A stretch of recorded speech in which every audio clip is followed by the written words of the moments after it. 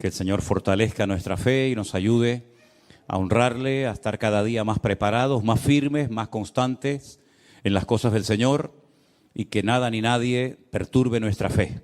Sabemos que vivimos en tiempos difíciles, la Biblia ya lo dice con antelación, que los tiempos finales serían tiempos difíciles, tiempos peligrosos. Como dije el domingo en el mensaje, se lo recuerdo, así como aquel gigante llamado Goliat desafiaba constantemente al pueblo de Israel, hoy en día también nos están buscando las cosquillas, Nos están pinchando y presionando por todas partes, pero los gigantes todos cayeron uno detrás de otro, Es simplemente cuestión de tiempo. Yo quiero llevarles nuevamente al pasaje que leíamos el domingo, que era 1 Samuel capítulo 17, donde David, enviado por su padre al campamento donde sus hermanos mayores estaban a punto de enfrentarse con los eternos enemigos del pueblo de Israel, como eran los filisteos.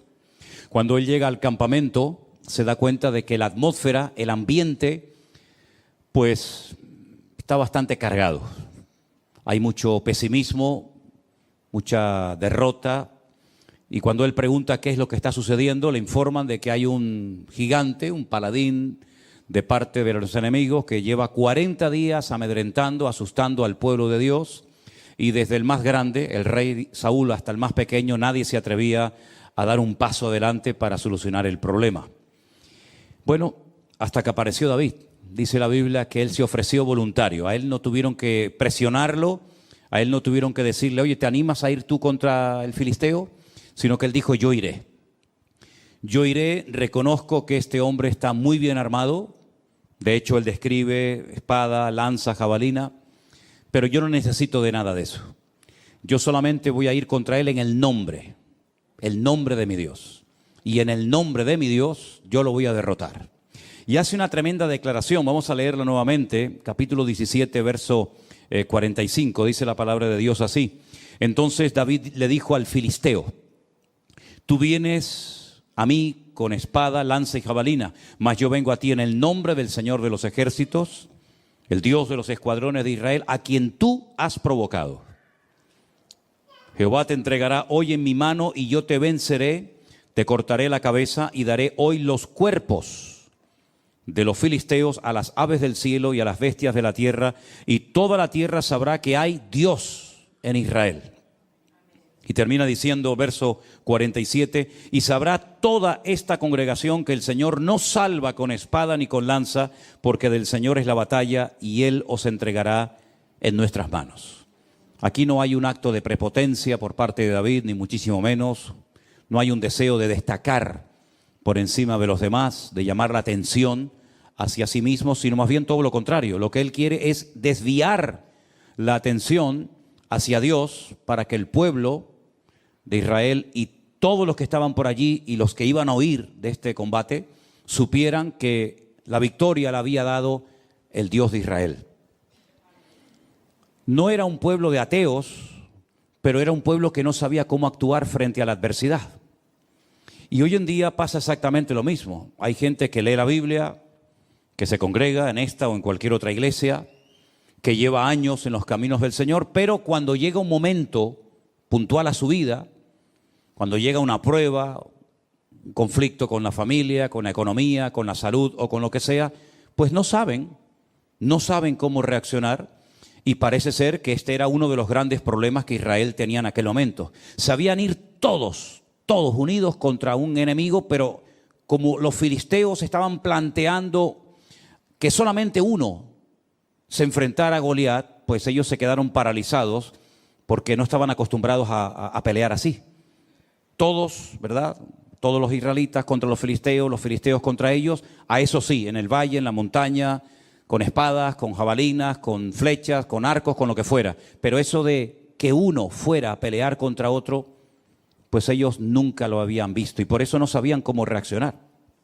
Y es que las pruebas que van a venir a nuestras vidas no siempre van a venir igual, pero las pruebas que han venido a nuestra vida y que con la ayuda del Señor hemos logrado superar, nos tienen que preparar y nos tienen que ayudar a reconocer cómo actuar en las pruebas que van a venir sí o sí a nuestra vida, ¿verdad? David presenta su currículum. Tú tienes un currículum en el Señor, sea pequeño, sea grande, sea visible o no. Tú tienes un bagaje, tú tienes una trayectoria con el Señor. Lógicamente unos pueden hablar de más cosas que otros, pero lo que está bien claro es que David en ese momento no podía presumir de ser un soldado en el ejército de Saúl, porque no tenía la edad para hacerlo. Pero él dijo, bueno, yo no soy un soldado, yo no tengo armadura, yo no formo parte de los escuadrones de Israel, pero yo quiero decirles a todos ustedes, porque veo que no lo saben, que para mí pelear contra el gigante filisteo a mí no me resulta complicado, porque yo sí sé lo que es pelear uno contra uno.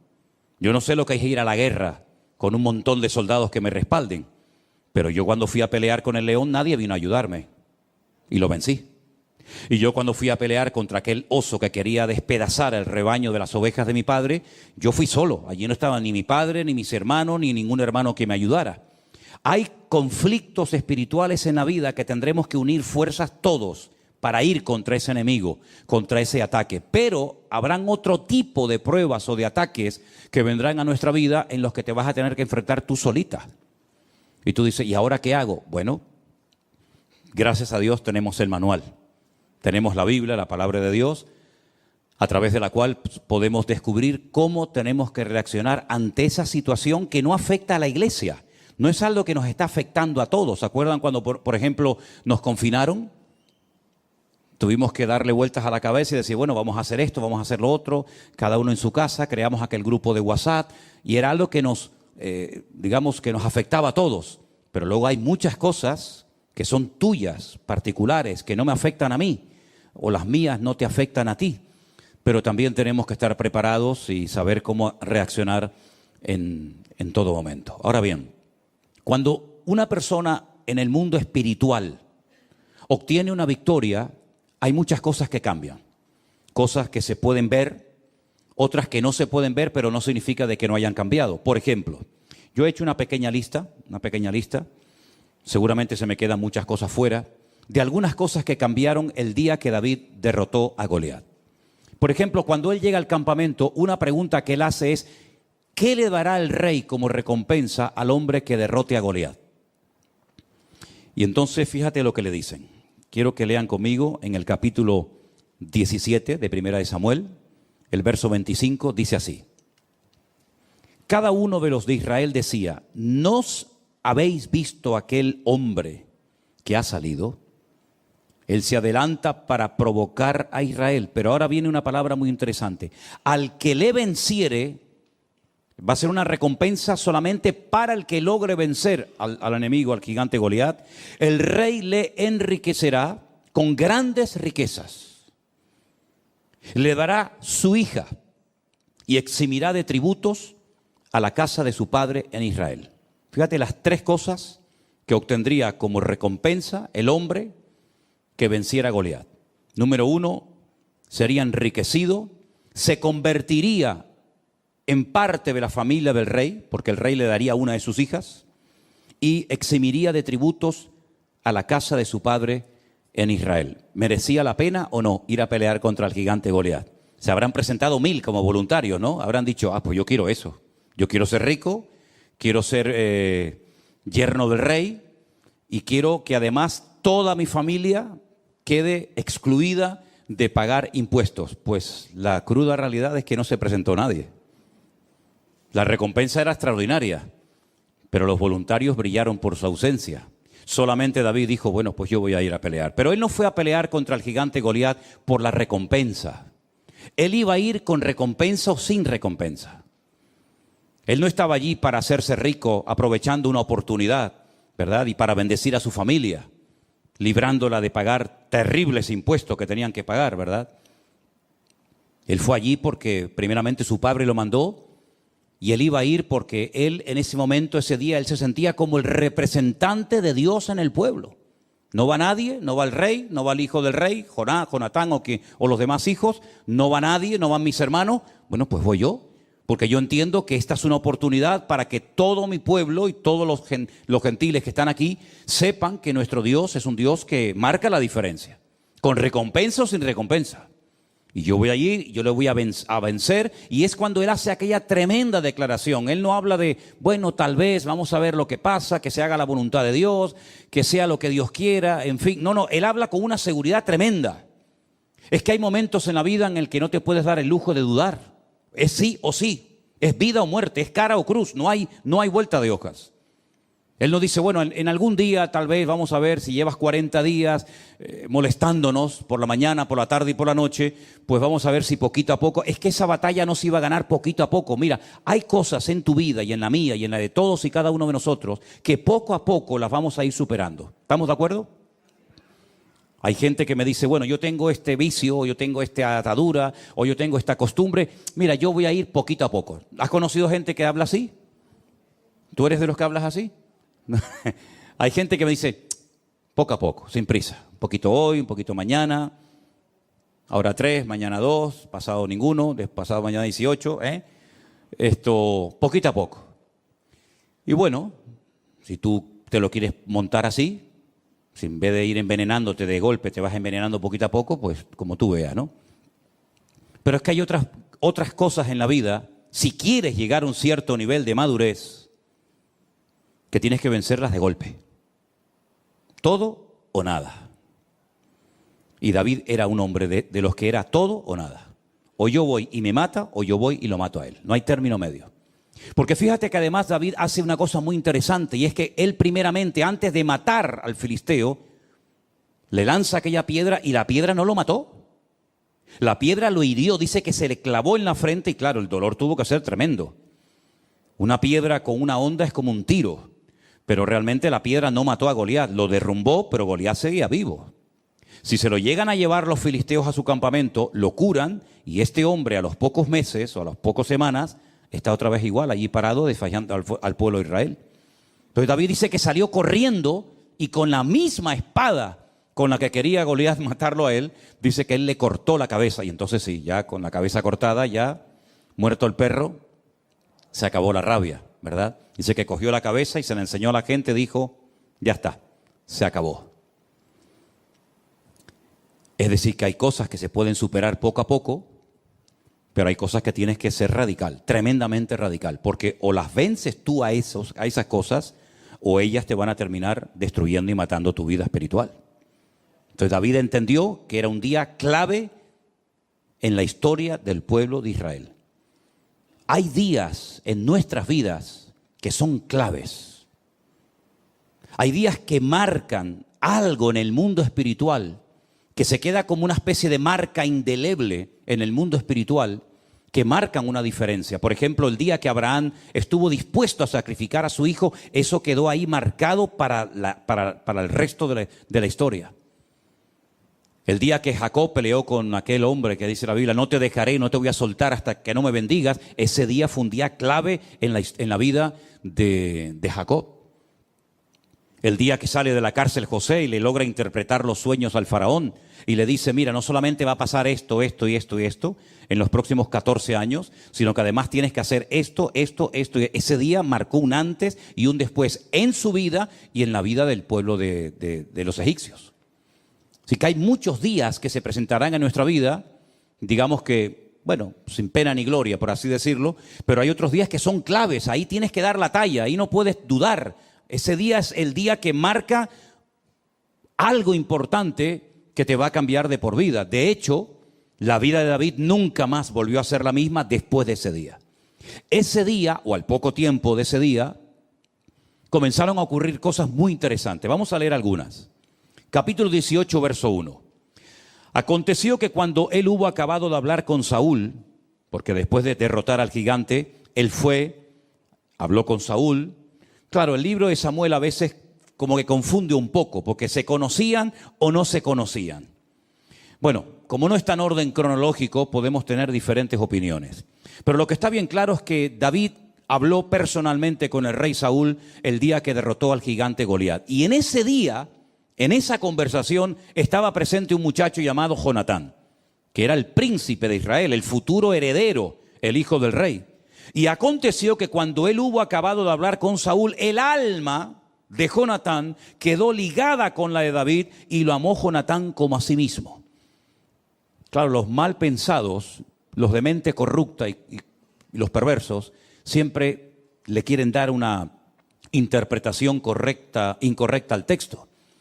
Pero allí se fraguó y nació una amistad preciosa entre Jonatán y David, entre David y Jonatán, una amistad limpia, una amistad pura, una amistad verdadera. Y como él llegó a escribir tiempo más tarde, es mejor un amigo que a veces un hermano, ¿verdad? Entonces, eso es algo que ocurrió ese día. Ahí empezó una amistad, una relación entre amigos preciosa. Segunda cosa que ocurre, vamos a leer a partir del versículo 6, si os parece. Aconteció que cuando ellos volvían, cuando David volvió de matar al filisteo, salieron las mujeres de todas las ciudades de Israel cantando y danzando para recibir al rey Saúl, con panderos, con cánticos de alegría y con instrumentos de música. Y cantaban las mujeres que danzaban y decían: Saúl hirió a sus 1000 y David a sus 10,000. No le gustó la letra al caballero. La letra no le hizo mucha gracia. Porque dice que Saúl se enojó en gran manera y le desagradó este dicho. Y dijo: a David dieron 10,000 y a mí 1000. No le falta más que el reino. Se picó. El caballero se picó. Y desde aquel día Saúl no miró con buenos ojos a David. ¿Qué te parece? Desde aquel día las cosas cambiaron. Hemos obtenido una victoria tremenda, pero a partir de ese día Saúl se la sentenció al rey David. Aconteció que al día siguiente, fíjate qué cosa, esto ya es el mundo espiritual. Al día siguiente de esa reacción de enojo, de esos celos ridículos y absurdos, al día siguiente un espíritu malo de parte de Dios tomó a Saúl y él desvariaba en medio de la casa. David tocaba con su mano como los otros días y tenía Saúl la lanza en su mano. Y arrojó Saúl la lanza diciendo: enclavaré a David a la pared. Pero David lo evadió 2 veces. Fíjate las cosas que comienzan a cambiar a raíz de la gran victoria que ha beneficiado a todo el país, incluido al rey. Enojo, rabia, celos, envidia. ¿Qué te parece? ¿Buscó David en algún momento la reacción de Saúl de esta manera? Jamás. Pero hay cosas que tú no puedes evitar. Hay algunas cosas, muchas cosas podemos evitar en la vida, pero hay otras muchas cosas que, por mucho que le des vueltas a la cabeza, hay cosas que no puedes evitar. Y una de ellas era que Saúl odiara y le tuviera unos celos enfermizos al joven David.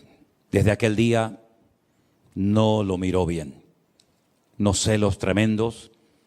Y el resto de sus años los dedicó a perseguir a David. David al final saben que tiene que huir.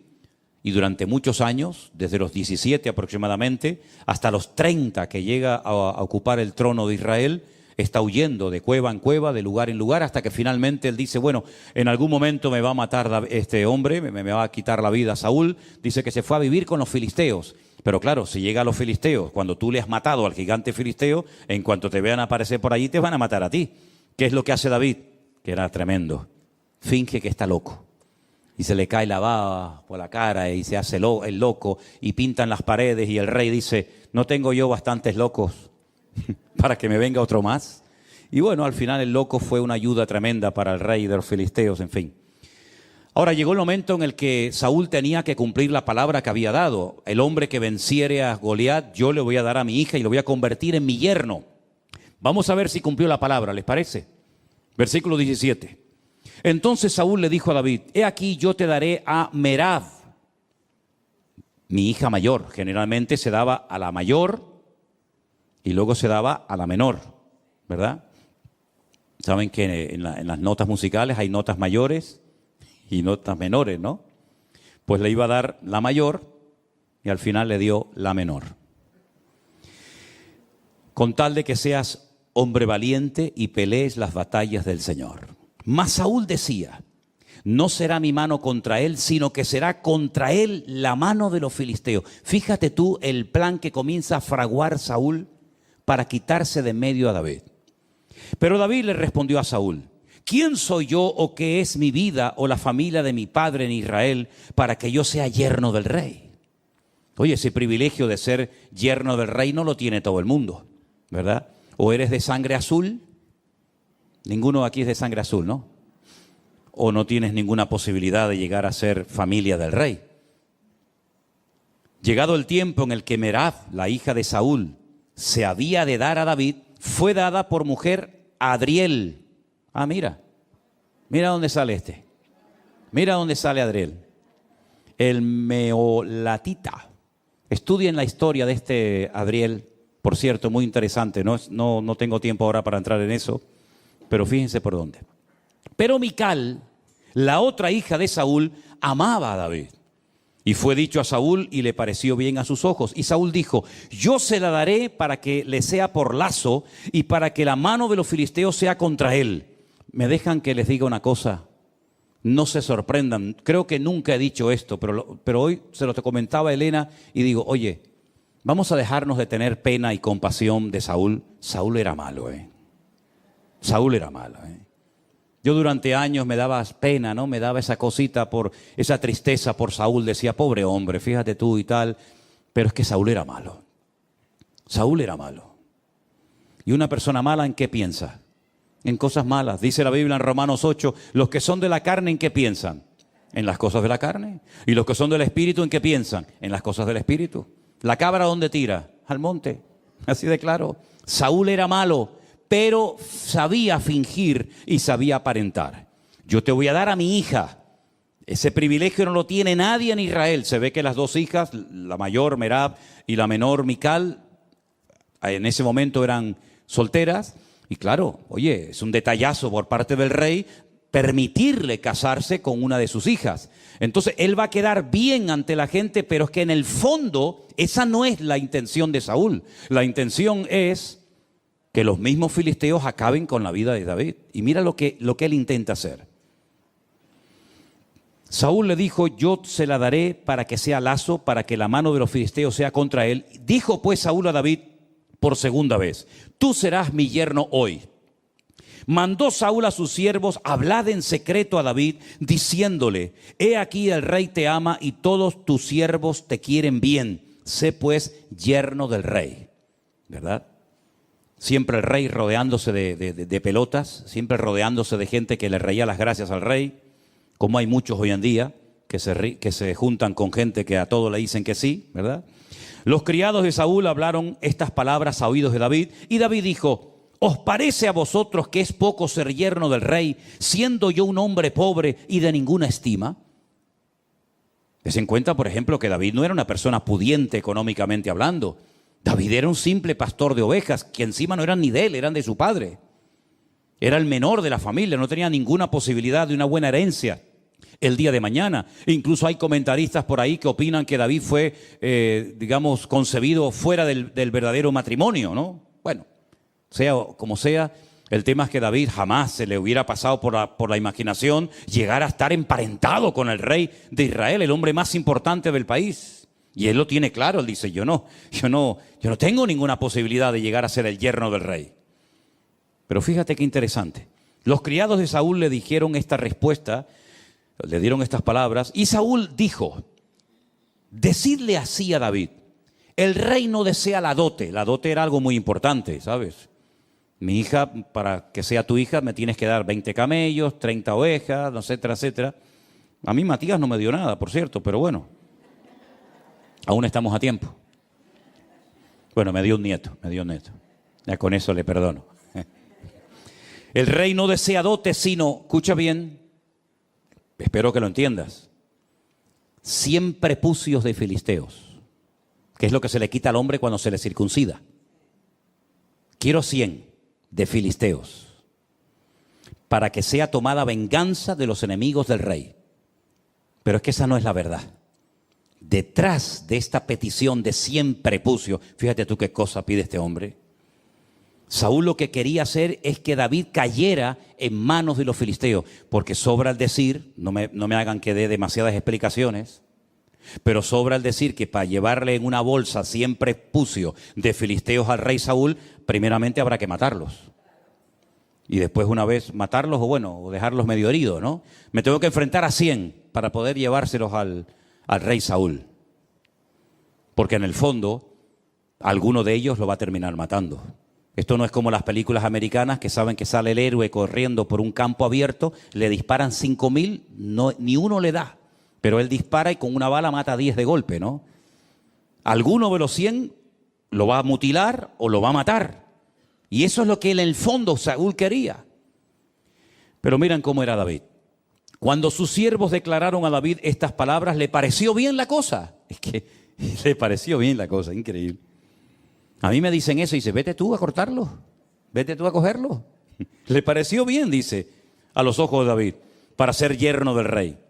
Y antes que el plazo se cumpliese, David se levantó, se fue con su gente y mató a 200. ¿Cuánto pedía el rey Saúl? 100. Este mata a 200. Los mató, ¿eh? Mató a 200 filisteos y trajo los prepucios de ellos y los entregó todos al rey, a fin de hacerse yerno del rey. Y Saúl le dio a su hija Mical por mujer. Si yo te doy más de lo que tú me pides, 100, toma 200, y ahora me tienes que dar a tu hija mayor. No, le da la menor, le da a Mical. Pero Saúl, viendo y considerando que el Señor estaba con David y que su hija Mical lo amaba, tuvo más temor de David y fue Saúl enemigo de David. ¿Cuánto tiempo? Todos los días. Todos los días de la vida que duró, odiaba y no podía ver en pintura a David. ¿Qué te parece? El ungido, este era el ungido. Imagínate los que no eran ungidos, ¿no? Este era el ungido de Jehová. Este era el que tenía que ser un ejemplo a la grey. Este era el que tenía que ser agradecido porque por fin había aparecido un desconocido y había arreglado el problema nacional de deshacerse del cuerpo, de la vida del gigante Goliat. Y mira cómo le paga, tratando de matarlo, tratando de desacreditarlo, persiguiéndolo de noche y de día por todas partes, con unos celos que en vez de cortarlos, los fue alimentando día a día. Y al final, si ustedes leen la historia de Saúl, que la encontramos en la Biblia, la vida de Saúl fue un auténtico desastre. Mató a sacerdotes, le echó la culpa al pueblo de muchos actos de desobediencia que hizo a lo largo de su vida. Se fue a consultar con una adivina en un pueblo llamado Endor, en el norte de Israel. Al final termina suicidándose, tirándose sobre una espada y quitándose la vida. Dejó al país en la ruina. Económicamente el país lo dejó en la bancarrota más absoluta. Los filisteos incluso se atrevieron a robar y llevarse a su terreno el arca de la alianza, que ya saben lo que era el arca de la alianza, ¿verdad? En aquellos tiempos. Es un auténtico desastre. Y no me digan a mí que Saúl no tuvo ayuda y buenos consejeros, como por ejemplo el profeta Samuel, que le decía lo que tenía que hacer, lo que no tenía que hacer. Espérate, no hagas esto, no te precipites, no corras, espera. Sin embargo, echó por la borda su vida. Así que cambios, pues mira, en lo espiritual todos los que quieras y más. Se convierte en yerno del rey, empieza una hermosa amistad con su hijo, con Jonatán, con el príncipe de Israel. Se desatan los celos de Saúl con la intención de matarlo. Se convierte en un rey falso que aparentemente te quiere bendecir, que aparentemente te quiere ayudar, pero en el fondo lo que quiere es quitarte de en medio, ¿verdad? No, yo quiero que seas mi yerno. Tráeme siempre pucios con la intención de que lo maten, ¿verdad? Se convierte en un rey mentiroso, en un rey manipulador, en una persona muy peligrosa, porque dice la Biblia que en varias ocasiones David estaba tocando el arpa para él, para calmarlo, y dice la Biblia que cogía la lanza y se la lanzaba para clavarlo en la pared como si fuera una cucaracha, ¿verdad? Un hombre tremendamente agresivo, peligroso, amargado, frustrado, que llevó al país a la ruina. Y David en medio. David nunca se levantó contra él dando una especie de golpe de estado, sino que él esperó, dejaba todo en las manos del Señor, En aquella época compuso salmos extraordinarios. Puedes leer las sensaciones, las tristezas de David, las luchas tremendas, la soledad, las horas, días, semanas, solo, ¿verdad? Por esos montes huyendo de Saúl, siempre pendiente de que me atacaran por la noche, por el día, por la montaña, por arriba, por abajo, ¿verdad? Pero el Señor lo cuidó y el Señor lo protegió. Cuando tú comiences a obtener victorias espirituales en tu vida, vas a desatar la ira del enemigo, pero también vas a desatar la bendición de Dios sobre tu vida. Tienes que saber esto. Como dijo alguien, si no quieres que te pase nada, que nadie diga nada mal de ti, que nadie se meta contigo, que nadie te cuestione, que nadie te critica, no hagas nada. Es que no tenías ni que haber nacido. Porque ya desde el día que nacimos, ya siempre alguien dijo, qué feíto era, ¿no? Y aún no dice nada. Otro dice, ay, qué guapo. Otro era feíto, otro era feo. Desde el mismo día que nacimos ya comenzó la batalla de la vida. Pero es que además nosotros no solamente estamos en el mundo natural, como todos los seres humanos, sino que nos hemos pasado de bando. En el mundo espiritual hay dos bandos, el del diablo, Satanás, las tinieblas, y el bando de luz, del Señor, ¿verdad? De la bendición de Dios. Y hemos pasado, como dijo el Señor, de muerte a vida. Claro, el otro no está contento con ese cambio, porque sabe que ahora tienes tú una victoria que ya le gustaría a él tener. Ahora tú tienes una influencia, una capacidad en el mundo espiritual que él no va a tener jamás en la vida. Y eso va a despertar envidia, eso va a despertar celos, eso va a despertar pues tantas y tantas cosas. ¿Y dónde va a venir la guerra? Pues desde adentro. El Señor Jesucristo un día nos dio una información tremenda. Dice que los mayores enemigos, a veces, no siempre, pero a veces pueden surgir hasta dentro del mismo seno familiar. Dentro de la misma familia, ese cuñado con el que te llevabas tan bien, ese primo, ese abuelo, ese tío, ese sobrino, con el cual pues antes jugabas al fútbol, iban de excursión y cantaban y lo pasaban bien. Ahora, por el simple hecho de haberte convertido, pues ahora parece que te has convertido en su enemigo. Pero no tienes que asustarte. Al mismo Señor Jesucristo le pasó.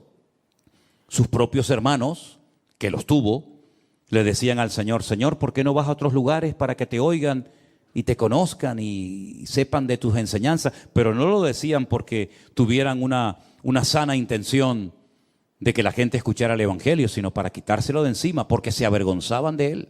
¿Qué te parece? Y el Señor, ya dijo en cierta ocasión, los mayores enemigos a veces surgen dentro del sector o del ambiente del que menos te imaginas.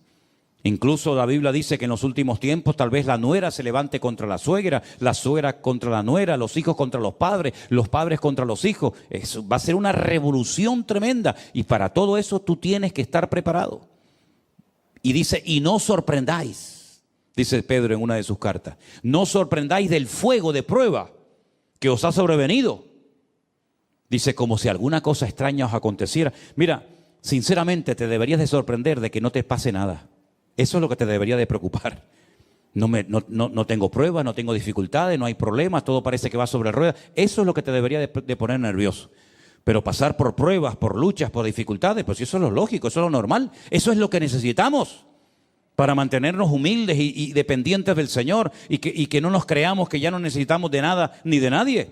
Por eso Pedro dice, no os sorprendáis, hermanos, del fuego de prueba que os ha sobrevenido, como si alguna cosa extraña os aconteciese, sino tener en cuenta que las mismas pruebas que tú estás pasando, o mayores, las están pasando nuestros hermanos en otras partes del mundo.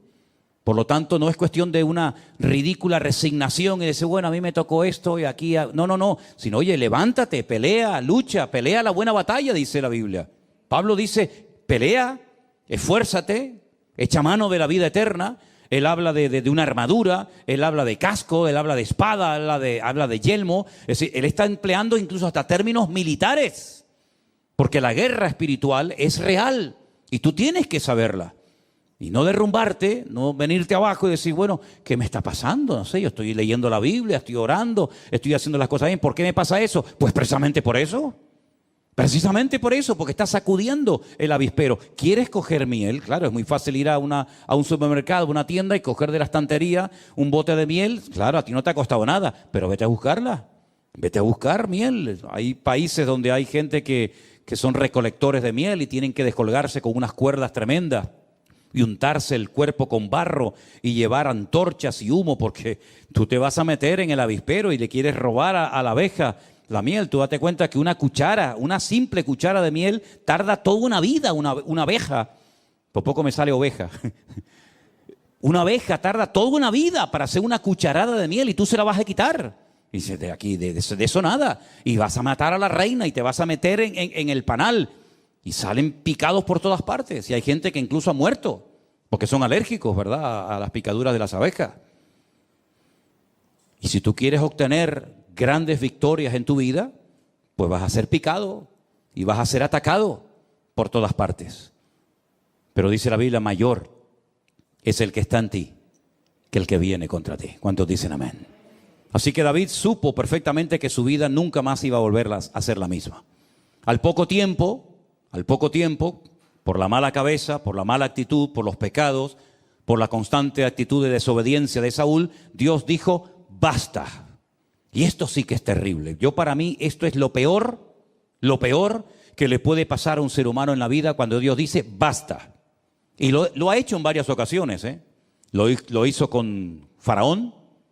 Lo dijo, ¿no quieres dar tu brazo a torcer y reconocer que todos estos milagros, prodigios, maravillas, estas plagas tremendas son producto de mi intervención? ¿No quieres? Pues ahora yo me voy a encargar de endurecerte el corazón. ¿Quieres ser duro? Yo te lo voy a endurecer como el pedernal.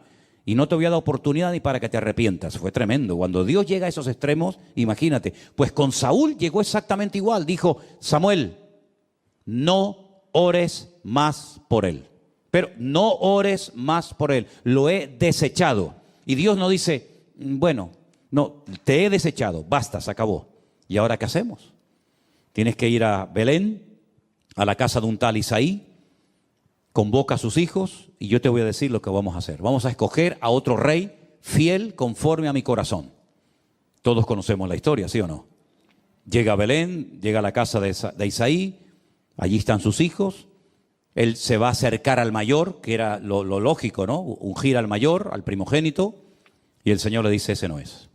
Bueno, pues será el siguiente, ese tampoco. Y el otro tampoco. Y al final Samuel está desconcertado, él es profeta, varón de Dios, pero en ese momento como que no tiene mucha luz que digamos, y le dice al padre, oye, una pregunta, ¿tú tienes a otro hijo? Porque yo he traído aquí el cuerno del aceite especial para derramarlo sobre la cabeza de uno de tus hijos. Tú me has dicho que has llamado a todos tus hijos y a mí el Señor no me da paz con ninguno de ellos. Aquí pasa algo.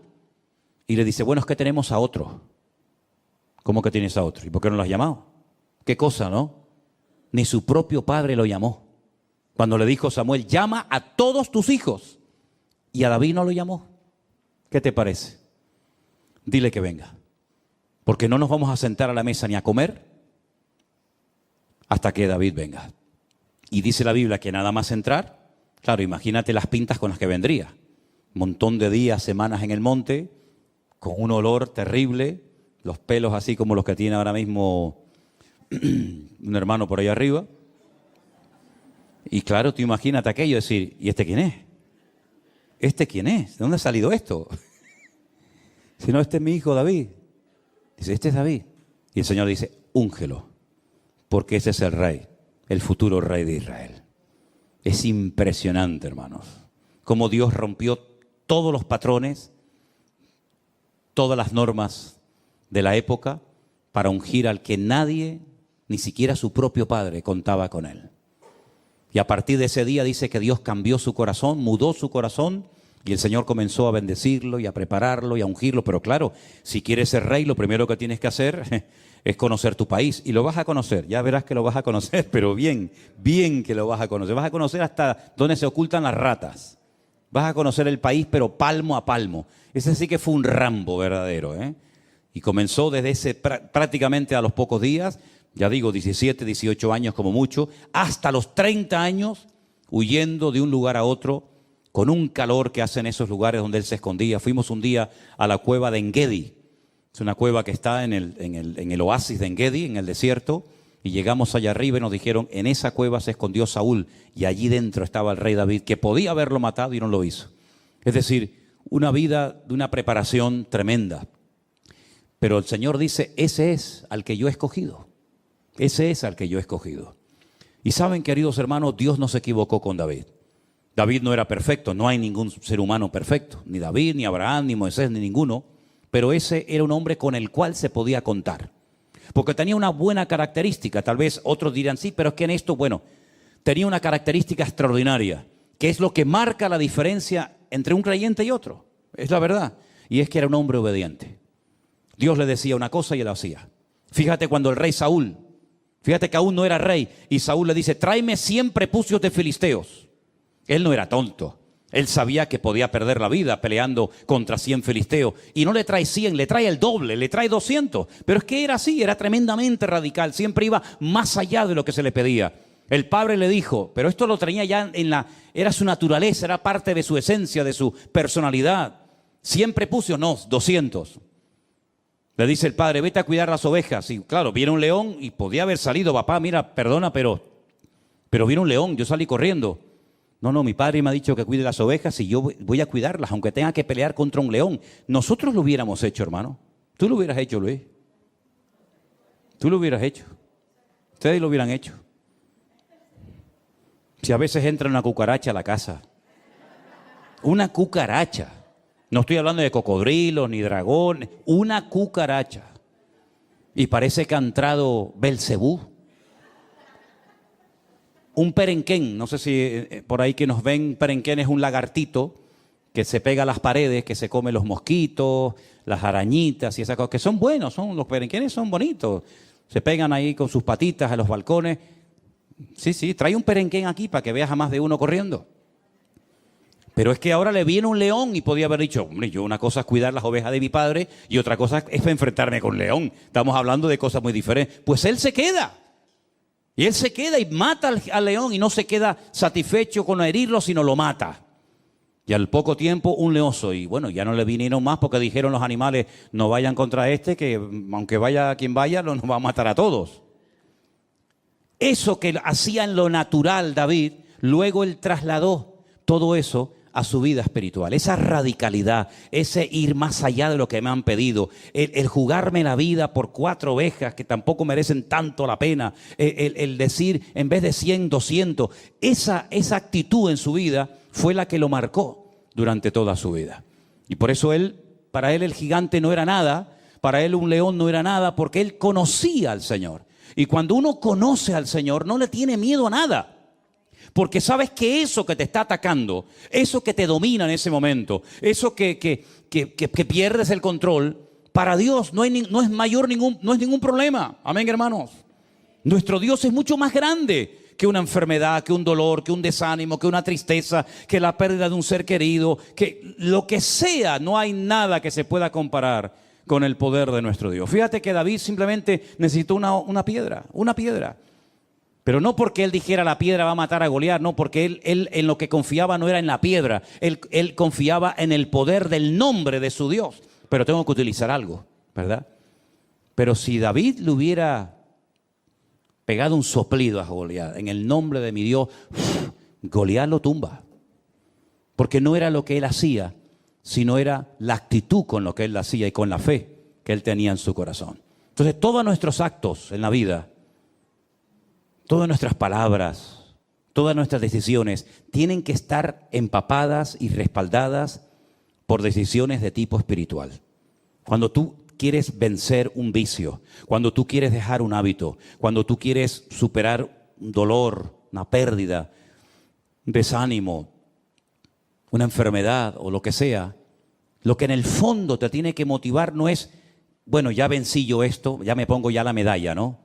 Sino que es una oportunidad para demostrar el poder de nuestro Dios. Y nosotros deberíamos estar dispuestos a hacer cualquier cosa con tal de que a Dios se le reconozca en ese colegio, en esa universidad, en esa oficina, lo que sea. Que sepan siempre que lo que nos motiva no es el orgullo, la ambición personal, el deseo de protagonismo, de que nos miren, de que nos admiren, sino que el objetivo cuál tiene que ser dar la honra y la gloria a nuestro Dios. Y David entendió que ese día era un día maravilloso, porque ese día todos los ojos de Israel iban a estar mirando aquel valle de Elam, donde derrotó al gigante Goliat. Él sabía que ese día era un día histórico, como en el monte Carmelo, Elías sabía que todos iban a ser así y todos iban a estar mirando a ver qué pasaba en aquel lugar. Hay momentos en los que todos van a estar mirando y es el examen, es el test, es la prueba por la cual tendrás que pasar y sacar buena nota para que al final la gloria y la honra se la lleve el Señor. Así que en vez de quejarte, en vez de asustarte, en vez de salir corriendo, dice, no, momento. Yo tengo una oportunidad de oro para demostrar que mi Dios es diferente. ¿Qué es lo que usted me ha dicho que tengo? ¿Esto? ¿Esto es lo que usted dice que tengo? Muy bien, perfecto. Démelo. Te pones de rodillas en tu habitación. Hazme caso, por favor. Hazlo, que funciona. Señor, mira lo que me dijo que me quedan 3 meses de vida. Mira las analíticas, mira los exámenes que me han hecho.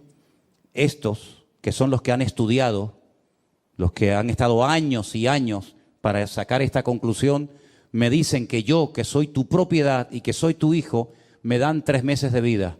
Señor, qué bueno sería que tú hicieras un milagro en mi vida para que yo mañana vaya a estos y les diga, vengan un momentito. ¿Qué me dijeron ustedes aquí hace 6 meses? ¿Que me iba a morir? ¿Cuánto tiempo llevo de vida? 18 años. Entonces, en otras palabras, utiliza tus circunstancias presentes para demostrarles que el poder de tu Dios es más grande que todo lo que te hagan o todo lo que te digan. Y otra cosa, y si por lo que sea tú decides que lo que dijeron estos señores se cumpla, pues muchísimas gracias porque dentro de 3 meses estaré con mi Señor. Ustedes seguirán rompiéndose la cabeza, pero a mí simplemente lo que me han dicho es la fecha con la que me voy a reunir con Él. Pero si pudiéramos de alguna manera utilizar estas circunstancias aparentemente duras, difíciles o amargas para demostrarle a estos que dicen que todo esto es mentira, que Dios no existe, que el hombre viene del mono, etcétera, etcétera. Si pudieras, Señor, utilizar estas circunstancias para demostrarle a esta gente tu poder, por mí encantado de la vida, Señor. Como yo le dije aquí en este cuarto, en esta habitación que está aquí atrás, el día 14 de marzo del 2020, cuando salió en la televisión el presidente de este país y dijo, se decreta el estado de alarma o de emergencia, como sea, nadie puede salir. Yo me puse ahí de rodillas y mi Dios lo sabe y le dije, Señor, ahora tienes una oportunidad impresionante, maravillosa, para demostrar que esta obra es tuya, Señor. Aquí no va a venir gente, yo no sé durante cuánto tiempo, 1 domingo, 2, 3, 4, 5, nadie lo sabía. Yo pensaba, 2, 3 domingos, nada. Cerramos el rastro, aquí no podía venir nadie y el Señor comenzó a sorprendernos con auténticos milagros hasta el día de hoy. Hasta el día de hoy. Algunos me decían, cuando termine la pandemia ya verás que todo. Digo, que no. Porque Dios dijo ahora. Y hasta que venga el Señor, la bendición no va a menguar. El aceite no va a menguar. Juntamos latas vacías, que somos nosotros, y le dijimos, Señor, ahora, cuando no hay recursos, llénalas de aceite, y el aceite no ha menguado hasta el día de hoy, porque ese es nuestro Dios. Cuando otras iglesias de miles y miles de miembros, y sé lo que digo,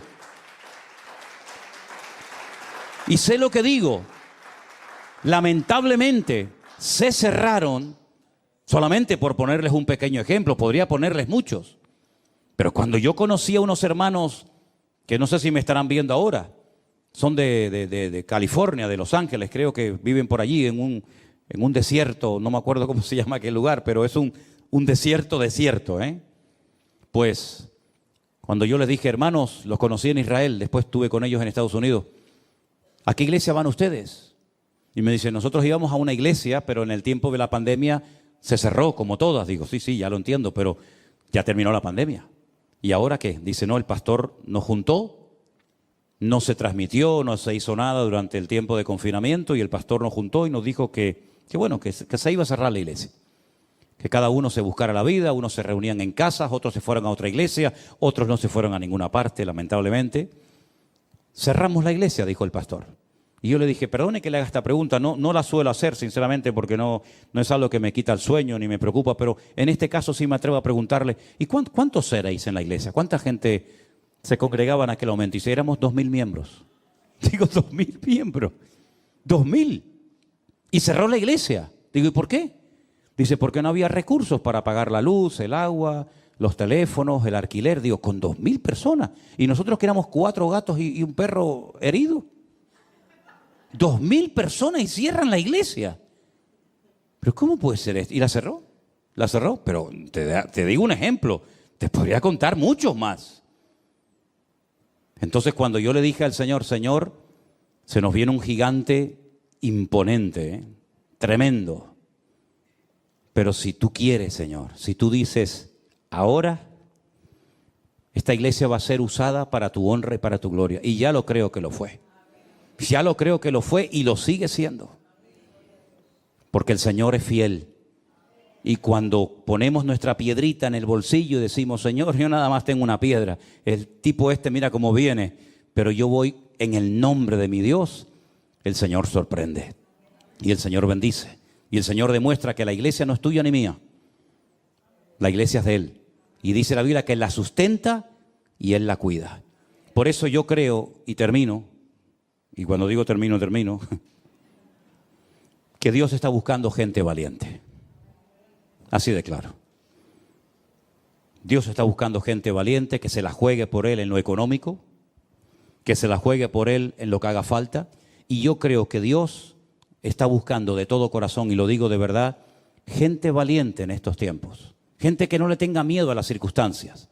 Gente que no le tenga miedo a lo que está pasando allá afuera.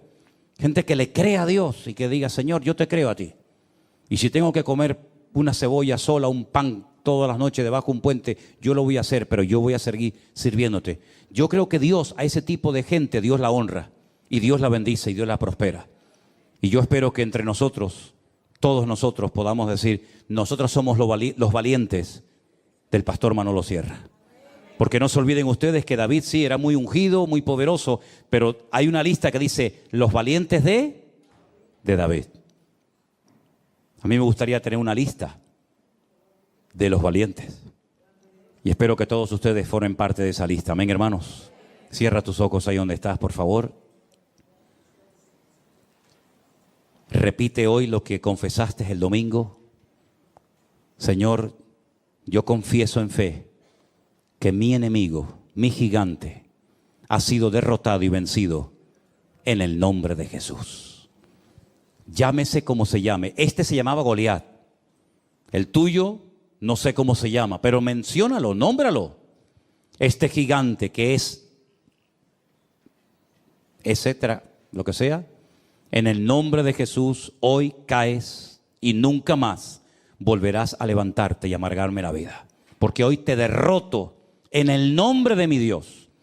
Tú vienes contra mí con exámenes, con radiografías, con insultos, con palabras, etcétera. Pero yo vengo en el nombre de Jesús contra ti.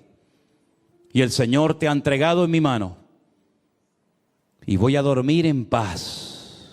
Dilo conmigo, yo voy a dormir en paz a partir de hoy como un niño pequeño que no lo perturba nada, que solamente se despierta para ver el rostro de su papá o de su mamá.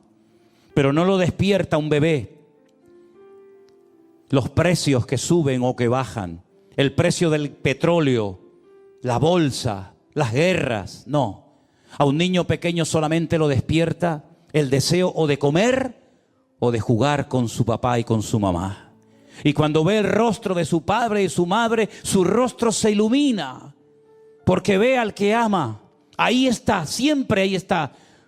Para acariciarlo, para besarlo, para jugar con él.